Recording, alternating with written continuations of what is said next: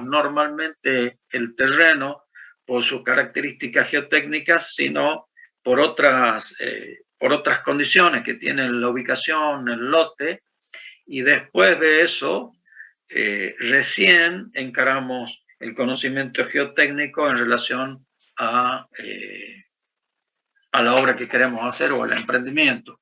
Eso no siempre es muy conveniente, a veces es necesario o es muy bueno tener un conocimiento previo, aunque sea superficial, para ver si es factible, si es necesario o si es conveniente adquirir ese predio para el destino que nosotros queremos. ¿Qué es lo que se requiere fundamentalmente de un estudio geotécnico? Primero, conocer o determinar las características geomecánicas del suelo, también la determinación de un sistema de fundación que compatibilice el diseño estructural, que también lo podrían hacer ustedes, o eventualmente, si ustedes son ingenieros dedicados a la geotecnia, podría ser el diseño estructural otro colega, otro ingeniero estructuralista.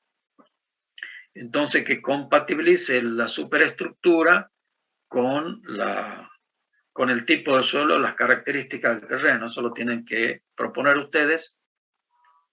Y eventualmente, si es que se trata de una obra vial, por ejemplo, una obra hidráulica, la evaluación del suelo o del terreno como material de construcción.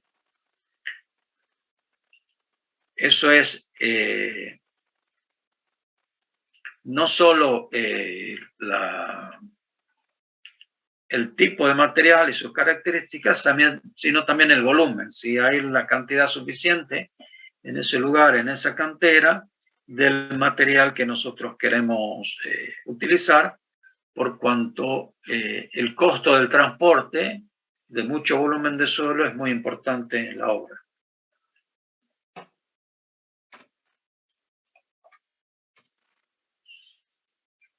¿Qué pautas tenemos que tener?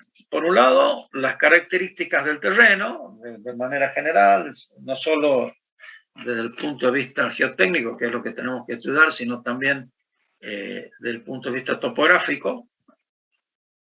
El tipo de obra,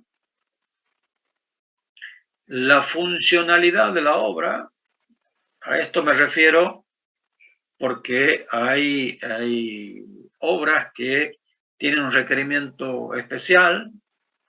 Supongamos que ustedes tienen que diseñar, y alguna vez me ha tocado, las cimentaciones para instalar un microscopio electrónico o un espectrómetro de masa o algún equipo especial, y los requerimientos de vibraciones o de desplazamiento son muy rigurosos, y algunas condiciones que el suelo imponga para otro tipo de obras las hace perfectamente funcionables, pero en algunos casos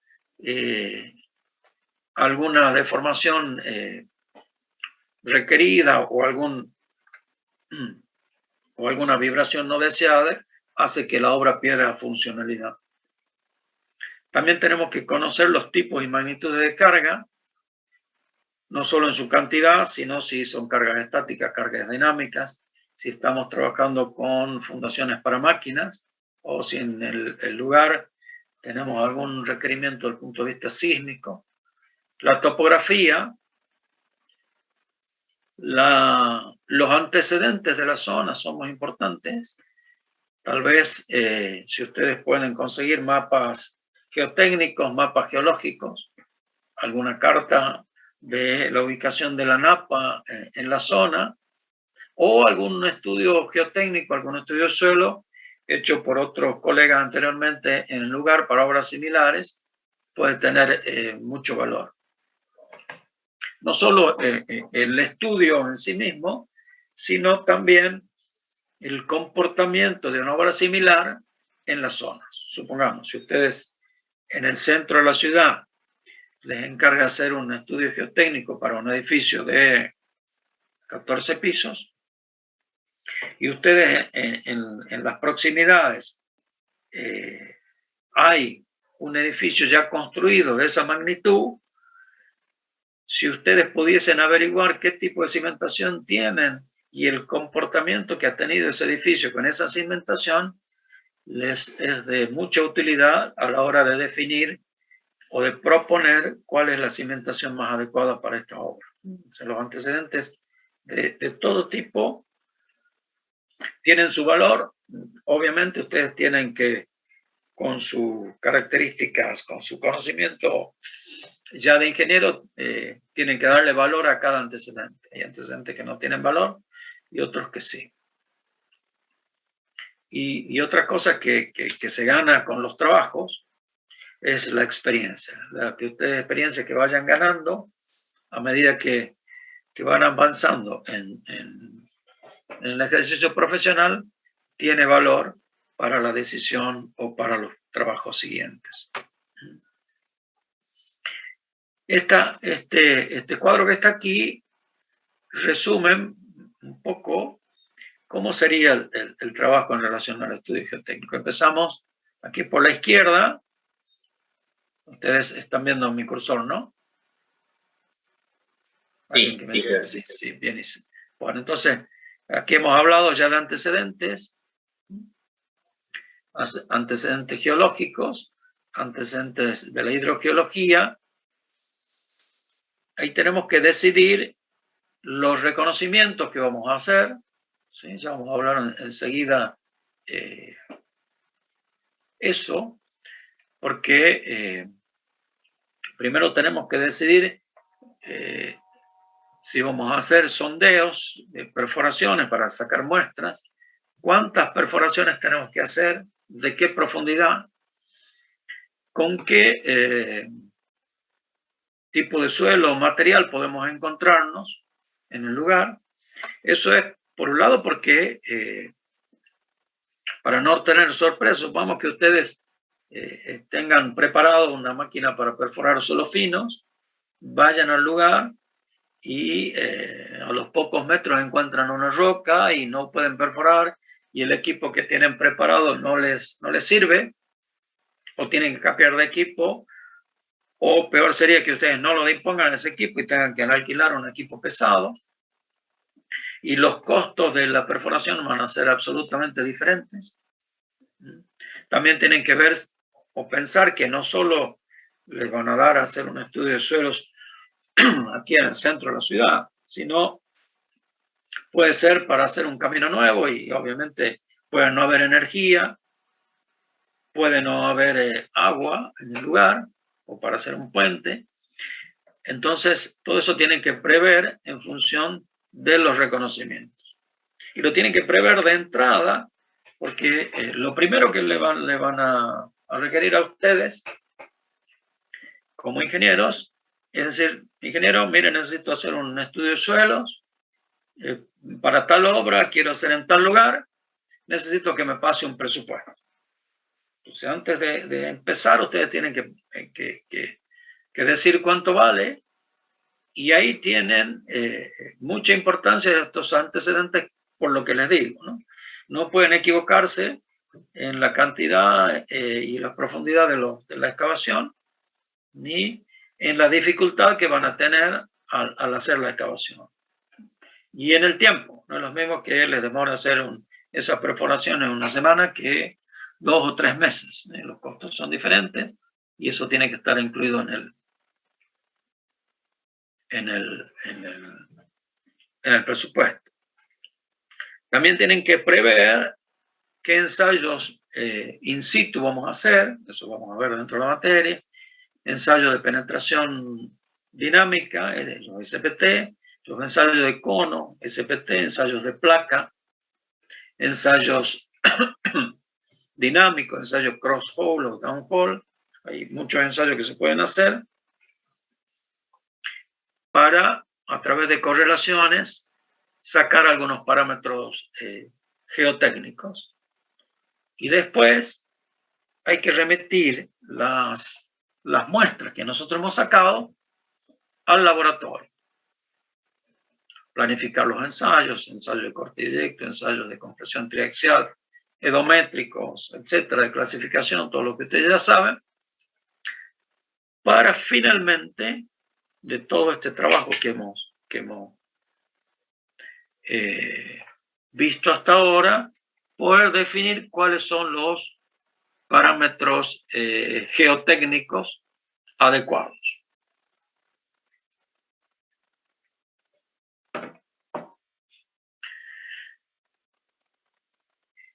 Con esos parámetros geotécnicos adoptados o definidos en función del tipo de obra, del tipo de suelo, de los ensayos que hemos hecho en el lugar y los ensayos de laboratorio, tenemos que aplicar algunos modelos de comportamiento.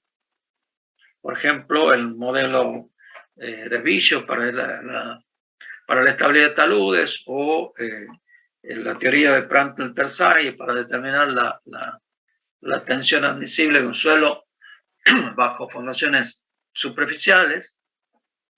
Para eso es necesario contemplar la normativa. ¿Cuál es la norma nacional? En nuestro caso, las normas CIRSOC. Ya vamos a ver las que hay relativas al suelo, a las cimentaciones, que son las CIRSOC de la serie 400. Eso implica un coeficiente de seguridad. Por otro lado, las condiciones de implantación, ¿sí?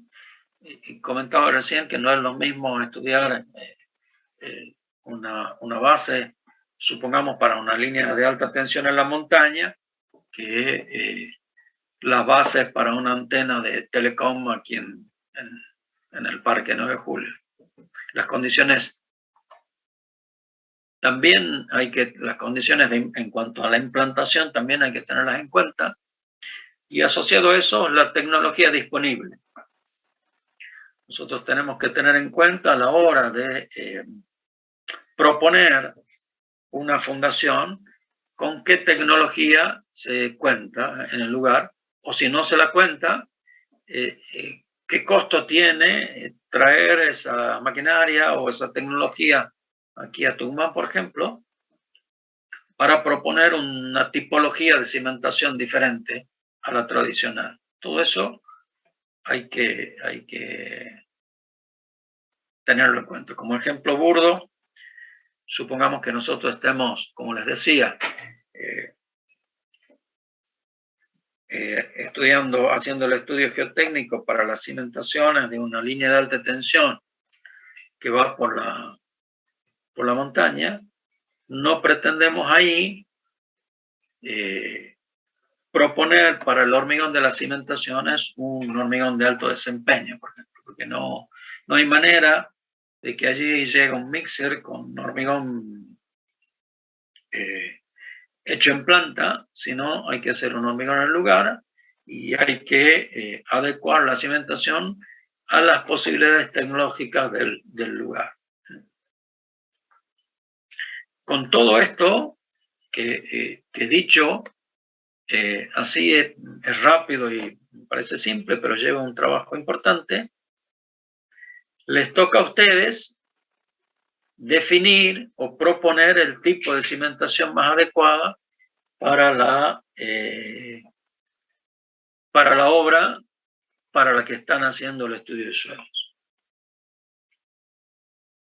Una vez propuesto, dentro del sistema suelo-estructura, hay problemas constructivos asociados a la obra que ustedes tienen que resolver en el estudio e interacción con el entorno. Por ejemplo, aquí en la interacción con el entorno puede haber, por ejemplo, si les toca hacer el estudio de suelo en un predio céntrico para un edificio, supongamos que tenga 2 subsuelos, ustedes tienen que proponer cuál es la manera segura de hacer la excavación. Y en esa excavación tienen que darle seguridad a las edificaciones vecinas. Entonces, es un momento bastante crítico de la obra. Si supongamos, ustedes tienen que hacer un edificio de 2 subsuelos y a la par, en cada vecino ya hay edificios construidos y esos edificios o no tienen subsuelo o tienen un subsuelo. Así que ustedes tienen que excavar por debajo del nivel de las fundaciones de las construcciones vecinas. Entonces, tendrán que diseñar una estructura de contención que tenga en cuenta no solo el empuje del suelo, sino el empuje adicional generado por el peso propio y la sobrecarga de las construcciones vecinas. De ahí volvemos a lo que hemos visto en mecánica de los suelos, empuje de tierras y, por ejemplo, la teoría de Boussinesq para evaluar las tensiones horizontales debido a cargas laterales, por ejemplo. Entonces ustedes tienen que eso resolverlos ahí. Una vez que ustedes terminen el trabajo, lo presenten, comienza el estudio, la construcción de la obra, se pueden proponer, y sobre todo en las obras importantes, algunos controles constructivos. ¿Cuáles podrían ser? Por ejemplo, medición de asentamientos a lo largo del tiempo para ver si los asentamientos que se van produciendo son los que ustedes han estimado o han calculado con este análisis teórico. Eso puede implicar la mejora en el proyecto. Supongamos que, y espero que así no suceda, a la mitad de la construcción del edificio, el edificio ya se ha asentado bastante más de lo que ustedes han previsto que se asiente cuando esté completo. Entonces ahí hay algunas decisiones que tomar. Puede servir para mejorar el proyecto,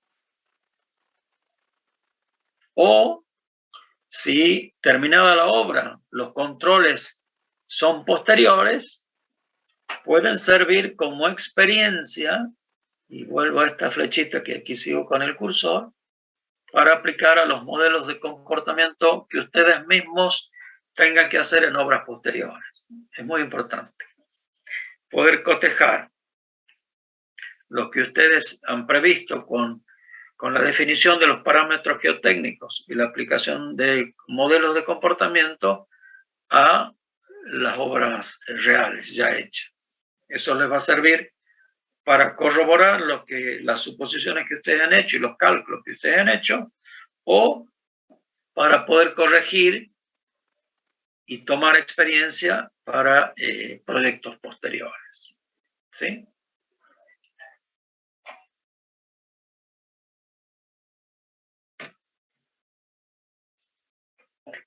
Bien. Vamos a ver algunas cositas ya en detalle. Primero, los antecedentes, como ya les dije. Esta etapa es importante de la recopilación de datos, que pueden ser estudios o planos existentes, estudios previos. Hay que hacer una visita al lugar. Hay que verificar los accesos. Si que ustedes tienen, supongamos, una máquina para perforar montada en un tráiler o en un camión, tienen que verificar que esa máquina puede entrar, tenga comodidad y tenga seguridad para el trabajo. Lo que ya les comenté, algunas formaciones geológicas, que no es de sorpresas, también son de mucha utilidad, fotografías aéreas o imágenes satelitales. Hacer un análisis hidrogeológico, si es que ustedes lo disponen, y hacer un estudio de los perfiles de erosión en el lugar. Todo eso es muy importante como antecedente. En el estudio geotécnico podemos distinguir tres tipos de obras. Obras puntuales o acotadas en superficie, obras lineales y obras en superficie. Las obras puntuales pueden ser edificios, casas, o eventualmente alguna instalación especial, o también se considera como obra puntual a los puentes. Obras lineales, que pueden ser un tendido de de una línea eléctrica, un gasoducto o un camino, estas están definidas la obra en función de la cantidad de perforaciones que tenemos que hacer. Es muy importante para el costo del estudio, ¿no? Supongamos que ustedes tengan que hacer, les toque a ustedes hacer o les pidan hacer el estudio geotécnico para la nueva autopista Tucumán-Las Termas, que son 87 kilómetros, ¿sí? Entonces, no es lo mismo que ustedes coticen y tienen que competir con otros ingenieros del país que digan, bueno, yo voy a hacer una perforación cada kilómetro. Son 87 perforaciones que tienen un costo. O las voy a hacer cada 500 metros o las voy a hacer cada 2 o 3 kilómetros. O sea que es muy importante. Y las obras superficiales, que pueden ser un barrio o una planta industrial, también es importante definir cuántos sondeos como mínimo hay que hacer para tener una idea de el tipo de suelo en toda la superficie. Imagínense o piensen ustedes que aquí estamos trabajando a ciegas. Estamos desde la superficie tratando de conocer cuáles son las características del suelo que está en profundidad, que no lo vemos. Y lo queremos conocer con algunas perforaciones puntuales. Entonces, esas perforaciones tienen que ser las mínimas por una cuestión de costo, pero tienen que ser las suficientes para que nos den una idea de la globalidad del tipo de suelo y no tengamos alguna sorpresa en la obra.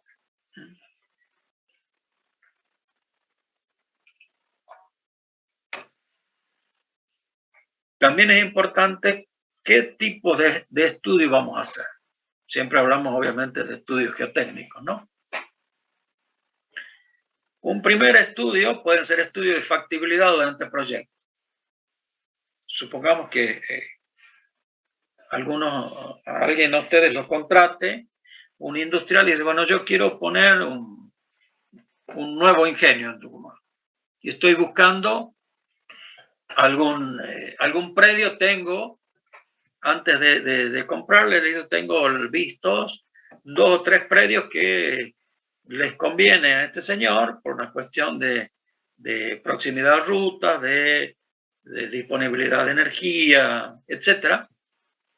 Y quiero saber, eso le dice el dueño a ustedes, cuál es el tipo de suelo que yo tenga antes de decidirme comprar o no comprar o entre uno y otro. Entonces ustedes van a hacer un estudio de factibilidad somero, muy simple, de unas muy pocas perforaciones, solamente para reconocer, aunque sea visualmente, qué tipo de suelo tienen y en base a eso poder ustedes aconsejarlo a este señor la compra o no de este lote en relación al tipo de suelo, ¿no?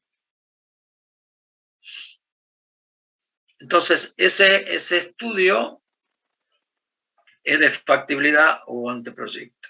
Ahora, la municipalidad de aquí, de la ciudad de San Miguel de Tucumán, para hacer edificios, exige, cuando se presenta el anteproyecto de arquitectura de la obra, del edificio, exige también presentar un estudio de factibilidad de suelos preliminar. Se llama estudio preliminar para anteproyecto. Estudio de suelos preliminar para anteproyecto es obligatorio. Antes de presentar el proyecto y antes de hacerlo al estudio definitivo, a la etapa de anteproyecto. Otro tipo de estudio puede ser relativo ya a la construcción de la obra, de un estudio definitivo. A su vez, se podrían distinguir 3 tipos de estudios. Un estudio reducido, es decir,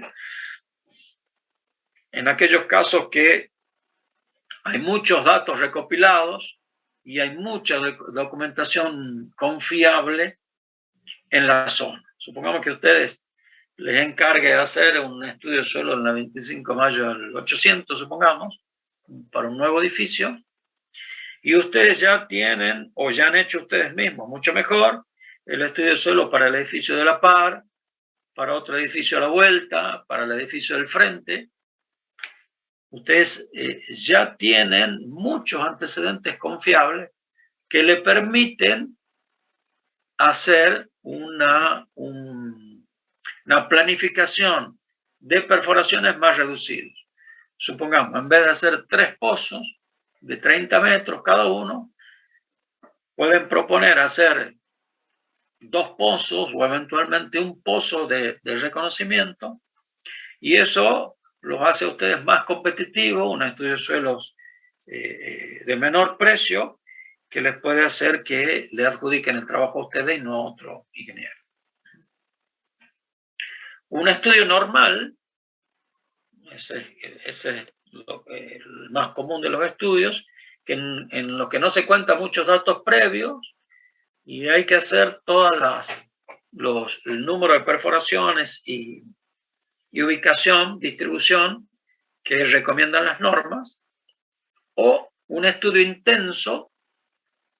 Ese estudio intenso puede verse a que son obras muy importantes o de mucha envergadura, o ya sabemos de antemano que son suelos muy complejos, que son suelos difíciles, por ejemplo, suelos colapsibles o arcillas expansivas, o tenemos lentes arenosos no bien distribuidos dentro del predio. Entonces eso hace que nosotros tomemos la decisión de hacer un estudio intenso. Todo eso lo tienen que ustedes decidir previamente, o sea que a la etapa esta que estamos desarrollando en la planificación del estudio. Después lo tienen que hacer, obviamente. A la hora de los reconocimientos en campaña, como ya les comenté, tienen que decidir el número de reconocimientos, de perforaciones, planificar los ensayos que vamos a hacer en el lugar, y esas tareas de campaña son perforaciones y ensayos, y algunos se lo hacen simultáneamente. A medida que se va perforando, se va haciendo el ensayo. Por ejemplo, los ensayos SPT se los puede hacer cada metro, o sea que hay que perforar 1 metro, sacar el equipo de perforación, bajar la cuchara de Terzaghi para hacer el ensayo SPT, hacerlo al ensayo, volver a perforar otro metro, sacar el equipo de perforación y volver, es una tarea tediosa. O puede hacerse también, decidirse hacer un sondeo por percusión, vamos a ver cómo se hace, y hacer un ensayo de penetración continuo. Para eso se requiere un equipo especial. Todo eso lo tienen que... Pero no es aplicable a todo tipo de suelo.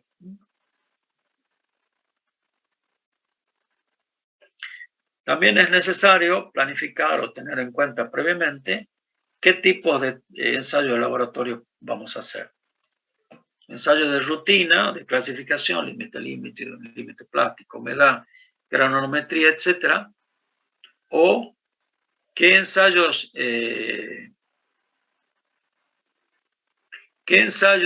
especiales van a ser. Triaxial, con un camino de tensiones, o triaxial escalonado, ensayos dinámicos, edométricos, de permeabilidad, etc. Eso hay que saberlo, porque esto lleva su tiempo y tiene su costo.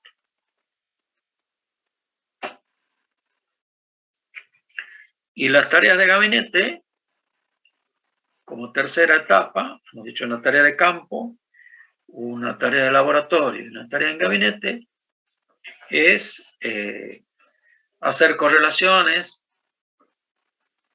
con los ensayos hechos en el lugar, determinación de los parámetros geotécnicos, adoptar los parámetros geotécnicos.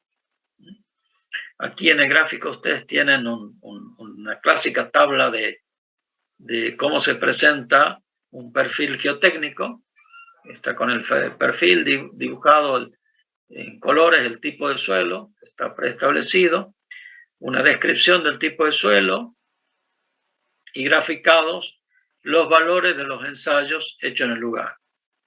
De humedad, de límite líquido, de ensayo de penetración, todos estos gráficos, quien lo ve le va dando una idea cómo varía la humedad en profundidad, cómo varía el grado de compactación del suelo, etc. Esta es una clásica planilla de cómo se presenta un estudio geotécnico. Y esto es lo que veíamos en el cuadro ese general, en el gráfico general, aplicación de modelos de comportamiento, aplicación de las normas, coeficientes de seguridad, condicionantes y finalmente la definición del tipo de cimentación, que es lo que necesitamos conocer. Bien, ¿qué tenemos de norma en la Argentina? Estaba previsto, pero está muy atrasada y hoy casi no se está produciendo la serie 400 de la norma CIRSOC. Así como si tenemos la serie 100 de carga y sobrecarga, la serie 200 relativa al hormigón, etc. La serie 400 es la relativa al suelo y a las cimentaciones. La única que está escrita parcialmente es el CIRSOC 401, Anteproyecto de Reglamento Argentino de Estudios Geotécnicos, y que habla de esto que estamos diciendo ahora, del número de perforaciones que hay que hacer, ubicación, el tipo de muestras, los ensayos que hay que hacer. Eso ya le vamos a proporcionar una copia en digital de el anteproyecto. Todavía no es reglamento porque no está aprobado. El CIRSOC 402 va a estar relacionado a las estructuras de fundación, que todavía está en preparación, y el CIRSOC 403 relativo a los movimientos de suelo y estructuras de contención. Eso no tenemos todavía. Mientras tanto, mientras tengamos estos reglamentos, nosotros nos regimos por alguna normativa extranjera, o las normas, los eurocódigos, las normas europeas, o eventualmente las normas norteamericanas. Cualquiera de las dos son posibles de seguir y son aceptadas en el país, mientras no tengamos las nuestras.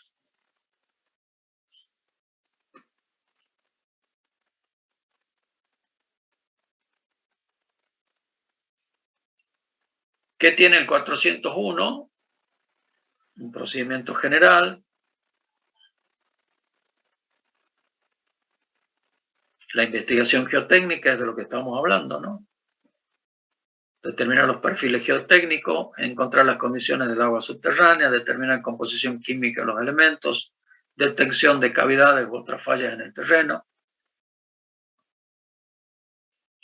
La planificación de la investigación, factibilidad para ejecutar la obra, evaluación de un diseño geotécnico, estructural, adecuado y económico, y verificar las hipótesis asumidas para el diseño, etc. Entonces, cuando les pasemos la copia del CIRSOC, lo van a ver en detalle, pero es lo que nosotros hemos ido desarrollando en el pasado. Por ejemplo, una tabla que tiene este CIRSOC 401, esta que está aquí, que eso da para obras en superficie, dice la cantidad mínima de sondeos que impone la norma. Y divide la obra en cuestión de su complejidad, de baja, media o alta, y como les decía, esa complejidad puede estar dada por el tipo de obra o por la calidad del suelo y en función de la superficie. Supongamos, si nosotros tenemos para hacer el estudio de suelo en un barrio privado, y ese barrio privado, les encargo a ustedes, tiene 10 hectáreas. Si es una complejidad media, supongamos, lo que dice la norma es que hay que hacer como mínimo 20 pozos. O sea, un pozo, mejor dicho, 2 pozos por hectárea. Cada manzana, imagínense una hectárea, es aproximadamente una manzana de 100 por 100, hacer 2 pozos como mínimo. Eso le dice la norma.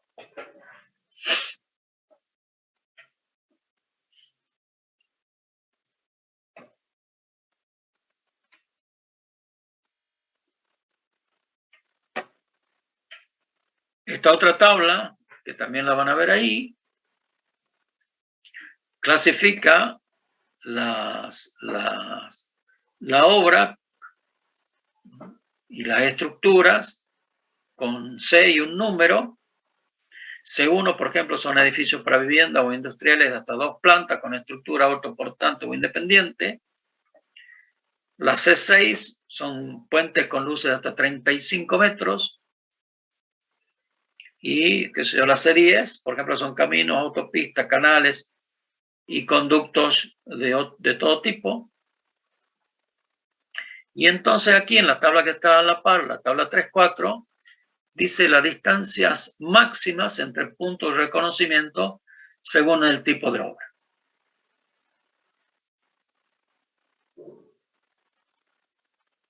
Entonces, supongamos, en la obra esta C10, que son caminos, autopistas, canales o conductos, hay que hacer una perforación cada 50 metros. Y volvemos al ejemplo que yo les decía, de la autopista Tucumán-Las Termas, 87 kilómetros, una perforación cada 50 metros. Calculen cuántas perforaciones serían. Es una cantidad importante, un costo importante de la tarea de campaña, ¿no? Y de laboratorio, porque son muchas muestras que vamos a recoger.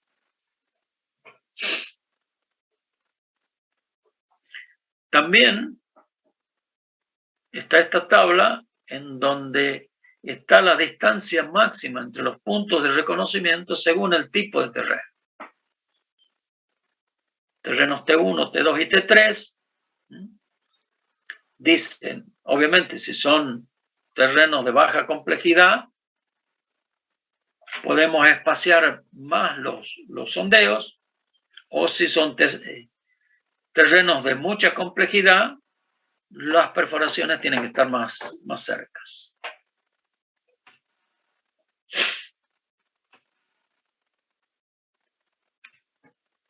Ahora, ¿cómo dice este reglamento CIRSOC? ¿Cómo distribuir los sondeos?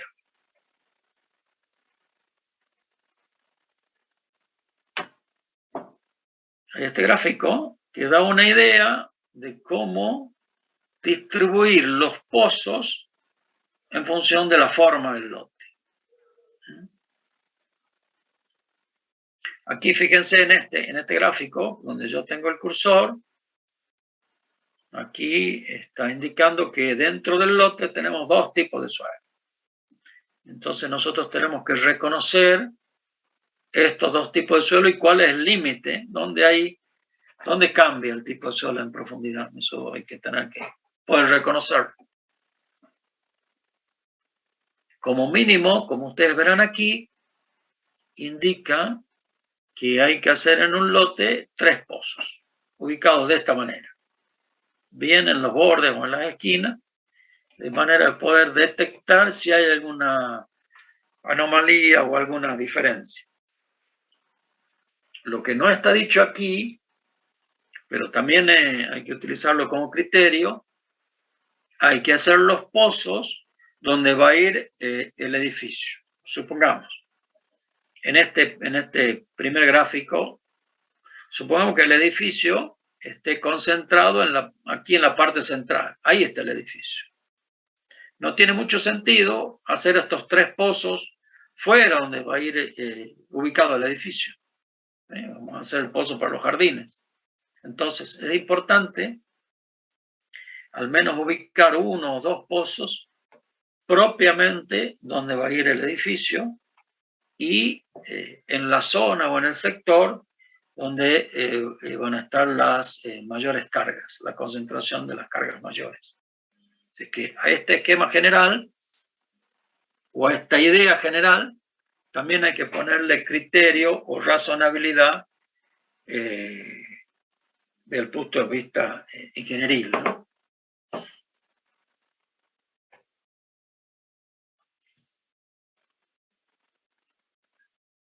Esta también es para obras lineales, cómo distribuir cada cuánto hacer y cómo distribuir los sondeos. Todo eso está en la norma. Otro dato importante en la planificación es la perforación, la profundidad. Para fundaciones superficiales, 2 veces el ancho del área cargada por debajo de la cota de fundación tentativa. Eso ustedes ya saben por qué, porque la zona activa por debajo de una base superficial es aproximadamente de 1,5 a 2 veces el ancho de la base. Supongamos que les encargan hacer, como decíamos recién, el estudio de suelo para un barrio privado, para un country, en donde se prevé que haya casas de 1 o 2 plantas. Entonces ustedes, ya hemos dicho que había que hacer, si se tenía 10 hectáreas, 20 pozos. Ahora la otra pregunta es ¿de qué profundidad?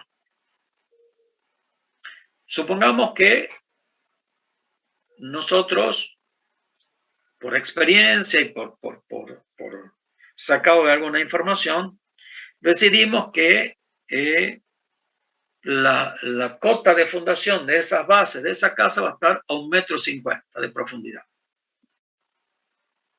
Y que esas bases, como máximo, pueden tener 2 por 2, 2 metros por 2 metros. Bases cuadradas de 2 metros de largo. Entonces, ¿cuál sería la profundidad adecuada a hacer esas perforaciones? Sería, si tiene 2 metros la base, 2 veces ese valor son 4 metros, más la cota de fundación, 1,50, o sea que tendríamos que hacer 20 perforaciones de 5,50 metros. ¿Sí? Eso es lo que deberíamos presupuestar. Cantidad, ubicación y profundidad. En el caso de pilotes, 10 metros por debajo del plano de fundación tentativo de los pilotes, o donde encontremos una capa lo suficientemente dura donde puedan apoyar los pilotes. Y en el caso de caminos, aeropuertos o canales, 5 a 10 metros por debajo del plano de asiento del terraplén. Estas son indicaciones, como ustedes verán, muy generales, orientativas, ¿no? El criterio y la experiencia de ustedes, ya como ingenieros, tiene mucho valor. Bien. Una vez que nosotros hemos planificado el estudio que vamos a hacer, presentamos la propuesta de trabajo a nuestro cliente. Ese cliente nos acepta el presupuesto y nos dice, y las condiciones, en tiempo, en forma de pago, etc. Nosotros comenzamos a hacer el estudio, lo terminamos y tenemos. ¿Cómo se presentan los resultados?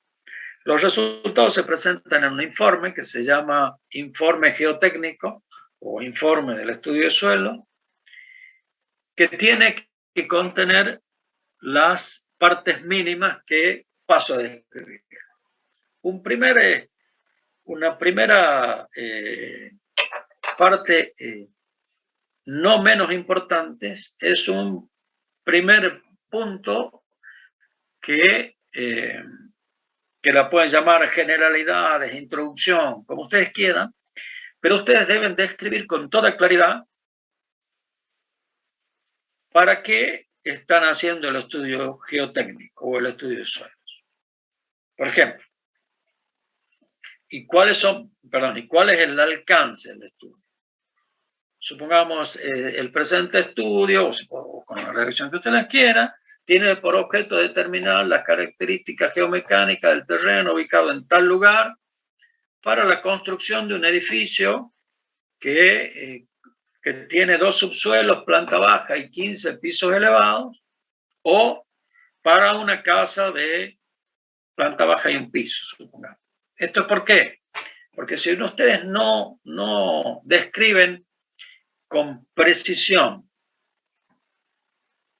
cuál es el alcance del trabajo que ustedes están presentando, ese informe que ustedes lo van a firmar puede ser leído por otra persona y no interpretado correctamente y empleado de manera no adecuada.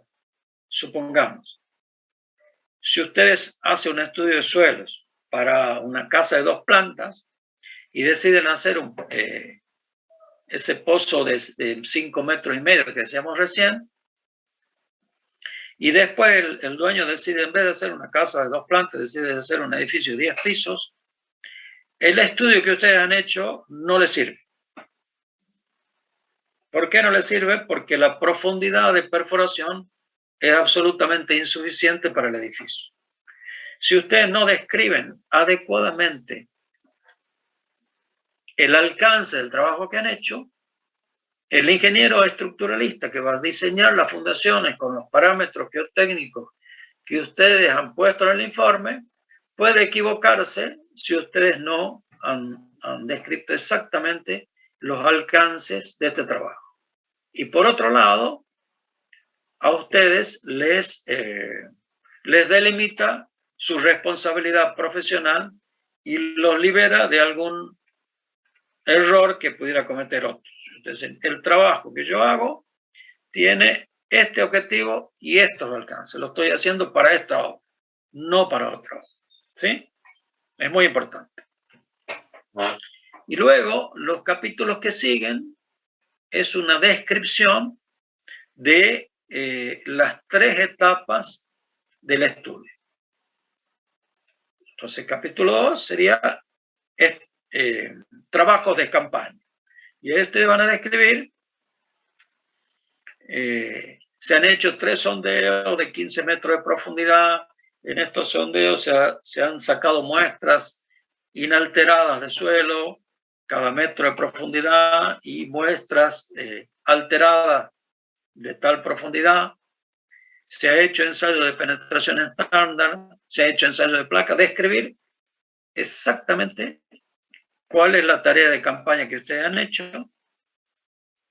En el capítulo siguiente, lo mismo para los trabajos del laboratorio. Describir qué ensayos de laboratorio se han hecho y en qué condiciones. Y luego presentar una tablita, como les mostraba recién, que resuma gráficamente los resultados de los ensayos de laboratorio y de las tareas de campaña. Un tercer capítulo sería ya recomendaciones del tipo de fundaciones a emplear. Proponen ustedes las fundaciones, el cálculo de la tensión admisible o de la capacidad de carga de la fundación que ustedes proponen, el cálculo de los asentamientos a esperar y en qué tiempo ustedes prevén que ese asentamiento se produzca, y si ese asentamiento puede ser peligroso para los vecinos, por la propia estructura, si va a haber asentamientos diferenciales o no. Otro capítulo sería relativo a la excavación de los recintos de fundación. Supongamos el ejemplo que les he dado hace un rato. Si ustedes tienen que construir un edificio en el centro y donde hay edificaciones vecinas, tendrán que poner en el estudio de suelo los diagramas de empuje lateral que el suelo va a ejercer en las submuraciones, en las estructuras de contención, para los distintos casos, si hay un edificio a la par, si hay una casa, si no hay nada, etc. ¿Qué condiciones tiene la napa? Si es que hay agua subterránea hasta la profundidad donde es necesario excavar. Y en tal caso, ¿qué proponen ustedes para evacuar el agua de la napa o deprimir la napa? Entonces tiene que estar bien descrito, fundamentado con los cálculos de rigor. Luego tienen que darles las indicaciones y los parámetros para el cálculo de la fundación al ingeniero estructuralista.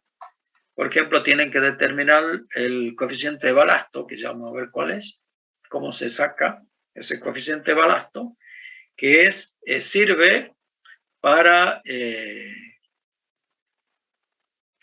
los modelos de cálculo de estructuras, sirve como dato introductorio para el diseño de las cimentaciones con comportamiento elástico. Y finalmente, un último capítulo relacionado con, normalmente se hace, un resumen de todo, porque lo que yo les estoy diciendo es ese informe puede llevar varias páginas, 50 o 60 páginas. Se hace un resumen y recomendaciones generales, últimas recomendaciones. Eso consta el informe y tiene que tener un anexo con las planillas, resultados de todos los ensayos de campaña y todos los ensayos de laboratorio. Como anexo, todas las planillas de los ensayos. O sea que planificamos el estudio geotécnico con todas las condiciones y cuidados que les acabo de decir. Hacemos el trabajo, el estudio geotécnico, y lo presentamos como informe que tiene que describir y tiene que, nos tenemos que cuidar de las responsabilidades profesionales. Bien, hasta aquí llegamos hoy. ¿Alguna pregunta sobre este tema? ¿Alguien tiene algo para preguntar, para comentar? ¿Alguna duda? Yo tenía una pregunta, ingeniero. Usted en la última diapositiva dio el ejemplo de una casa que las fundaciones estaban a 1,5 metros y que tenía que excavar en total 5,5 metros. Sí. ¿Qué pasa si yo, por ejemplo, hago el estudio y me da que no me verifican las fundaciones, las tengo que hacer más anchas? ¿El estudio previo que hice ya se descarta y tengo que hacer otro, o ese sirve? ¿O depende de la magnitud de la obra? No, en general depende por decirlo de alguna manera, de por cuánto le hemos errado. Que normalmente no deberíamos errarle por mucho. Supongamos que con los antecedentes uno saca que esa profundidad es 5,5 metros y uno, para tomarse una pequeña chance, dice, bueno, vamos a hacer de 6 metros la perforación. No influye demasiado el costo, por un lado. Y por otro lado, para hacer ese cálculo, habíamos dicho que la base iba a tener 2 metros por 2 metros. Por eso es 2 veces el ancho más la cota de fundación, daba 5,5 metros. Ahora, si esa base tiene 2,50 metros por 2,50 metros o 2,80 por 2,80 al final, no varía nada prácticamente, porque la diferencia es muy poca. Ahora, si la base en vez de 2 por 2 tiene 15 por 15, ahí la cosa sí varía, ¿eh? Pero en términos generales, no variaría demasiado. Ahora bien, si pudiese variar, supongamos que nosotros encontremos un suelo muy malo, y finalmente no podamos hacer fundaciones superficiales, sino quisiéramos hacer pilotes o micropilotes, entonces ahí sí deberíamos encontrar la profundidad a la que hay un suelo de mejor calidad. Y ahí capaz que la profundidad no nos alcance. Pero esa decisión la vamos a ir tomando en el propio campo. Supongamos, si está el perforista con la máquina de perforar y ustedes van viendo que el suelo es muy malo, es muy blando, y llegan a los 5,5 metros y sigue blando, en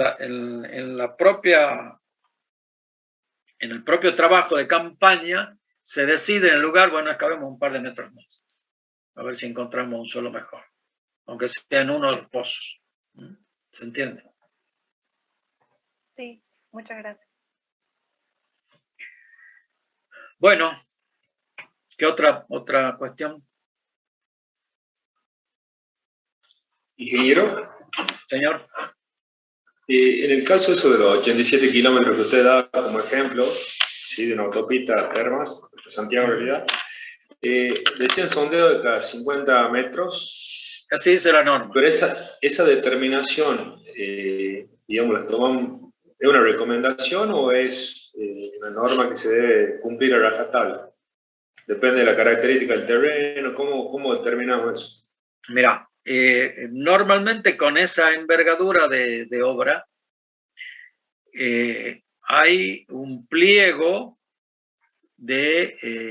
para la contratación de los estudios geotécnicos. Así que la propia Vialidad Nacional ya les pide a ustedes o a mí o a otro estudio de ingeniería ya las condiciones mínimas a presupuestar. Y ellos ya imponen ahí el número de sondeos, la profundidad y eventualmente la ubicación.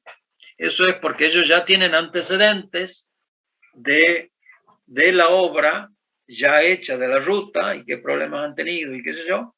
Y ya dicen, bueno, en vez de un sondeo cada 50 metros, como recomienda el CIRSOC, nosotros imponemos un sondeo por kilómetro. Y vale lo que el pliego de licitación impone. Y es lo que uno presupuesta. O sea que, a tu pregunta, es que esto, lo que dice la norma, es una recomendación con esas características, ¿no? Bien, Recomendación de norma. Gracias.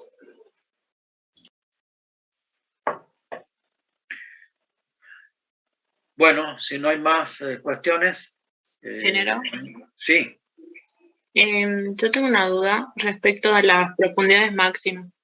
Sí. No tenía prendida la cámara. Ahí está. ¿Qué pasa cuando hay edificios o casas al lado de una construcción de gran envergadura? ¿Hay una profundidad máxima en la que se pueden realizar las fundaciones y los ensayos como para no generar daños a las estructuras existentes de al lado? Son dos cosas, son dos preguntas que son separadas. Aquí estamos hablando de la profundidad del estudio, de la perforación para hacer el estudio geotécnico. Esa es una cosa. En eso no hay límite y hay que ir a la profundidad adecuada para que el estudio tenga valor. De eso hemos visto 2 veces el ancho de la base, más la cota de fundación, o si es pilote, unos metros por debajo de la cota de implantación de los pilotes. Ahí hay un límite económico y de disponibilidad de equipo para hacer una perforación. Para que ustedes tengan una idea, una perforación para un estudio de suelos puede tener 10 centímetros de diámetro. Es una perforación chiquitita, que no tiene influencia en el lote, prácticamente. O 20 centímetros, cuanto mucho, de diámetro. Otra cosa es la profundidad de la excavación, propiamente dicha. Y ahí sí tenemos que tener en cuenta las edificaciones vecinas. Y no hay límites. No hay ningún límite. Es el límite porque el dueño del lote, así dice nuestra ley, que él es dueño en profundidad, así que él es dueño de todo, de hacer lo que quiera para abajo. Obviamente que si le causa daño al vecino, se tendrá que hacer cargo. Y el ingeniero o la ingeniera que esté aconsejándole o haya calculado la obra, debe tener en cuenta la profundidad de excavación y las condiciones de los vecinos, ¿no? Pero no hay límites. Bien. En Buenos Aires hay Gracias. edificios que tienen hasta 5 subsuelos. Aquí no, lo máximo que se hacen son 2 subsuelos, porque la napa está muy alta y porque económicamente no es rentable. Cuanto uno más en profundidad quiera hacer el edificio, más caro es, obviamente. Pero no hay límites. Siempre que no les rocemos la cabeza a los japoneses, podemos excavar. Gracias.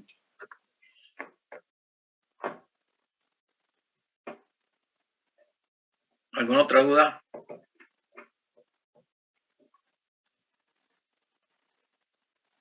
No, bueno, entonces mañana a las 4 con Marcelo, por favor. Ya les voy a mandar el link del